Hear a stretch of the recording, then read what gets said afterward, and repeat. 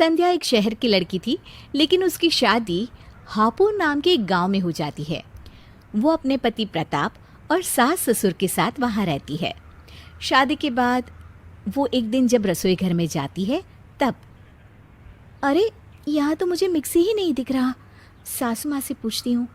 संध्या अपनी सास से मिक्सी के बारे में पूछती है। अरे बहू, यहाँ तो हम मिक्सी का इस्तेमाल नहीं करते। ये रहा सिलबट्टा। तुझे कुछ भी पीसना हो ना तो इस पर पीस लेना। सिलबट्टा? सासू माँ, इसमें तो काफ़ी वक्त लग जाएगा, मुझे चटनी बनानी थी। हाँ तो बहू, हमें कौन सा कहीं जाना है, वक्त ही वक्त है, आराम से बना लो बेटा। संध्या सिलबट्टा उठाती है, लेकिन वो इतना भारी होता है कि संध्या की सांस फूल जाती है। ओफो, ये सिलबट्टा कितना भारी है, इसे तो किसी जिम का हिस्सा होना चाहिए था। चलो चटनी बनाना शुरू करें। रात को सास रसोई में आती है और देखती है कि बर्तन नहीं धुले हुए हैं। वो संध्या को बुलाती है और उससे पूछती है। अरे बहू, बर्तन नहीं धुले, तबीयत ठीक नहीं है तो मैं धो देती हूँ। अरे सासू माँ, आप मत धोइए, नौकरानी आ जाएगी ना, वो धो देगी। नौकरानी? तुमने नौकरानी लगा दी इस घर में मुझसे बिना पूछे?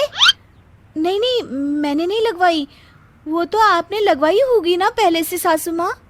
मैंने कब लगवाई नौकरानी? बहू, यहाँ कोई नौकरानी नहीं लगाता, सब काम हम खुद ही करते हैं। पर मम्मी जी, इतना सारा काम आप अकेले कैसे करती हैं? हमारे घर में तो बिना मेड के काम ही नहीं चलता। बहू, तुम शहर से आई हो ना, यहाँ गांव में ऐसा कोई रिवाज नहीं है। तू जा, मैं धो देती हूँ बर्तन। अरे नहीं नहीं सासू माँ, मैं धो देती हूँ। संध्या बर्तन धोने लगती है। कमाल है, न मिक्सी है न मेड, पता नहीं ये लोग कैसे मैनेज कर लेते हैं। एक दिन संध्या कपड़े धो रही होती है। इतने सारे कपड़े, वो भी बिना वॉशिंग मशीन के धोना। संध्या, ये कहाँ आकर फंस गई तू? ऐसे चलता रहा तो तेरी जिंदगी तो बर्तन मांजने और कपड़े धोने में ही गुजर जाएगी। संध्या अपने कमरे में आती है और अपने पल्लू से हवा करने लग जाती है। अरे संध्या, क्या हुआ तुम्हें? क्या होगा, यहाँ तो एक बार लाइट जाती है तो फिर आने का नाम ही नहीं लेती। मुझे समझ नहीं आता कि हमारे घर में इन्वर्टर क्यों नहीं है। अरे इतनी अच्छी तो हवा चलती है, जाओ बाहर आंगन में, खाट पर बैठो, तुम्हें बहुत अच्छा लगेगा। नहीं जी, मुझे नहीं बैठना खाट पर। वहाँ मेरे घर पर तो पापा ने मेरे कमरे में भी एसी लगवा कर रखा था, और यहाँ एसी तो छोड़ो, इन्वर्टर तक नहीं है। मेरी तो लाइफ ही खराब हो गई।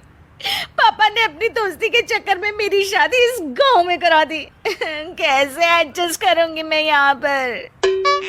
प्रताप संध्या को चुप कराता है। अरे चुप हो जाओ संध्या, ऐसे रोने से कुछ नहीं होगा।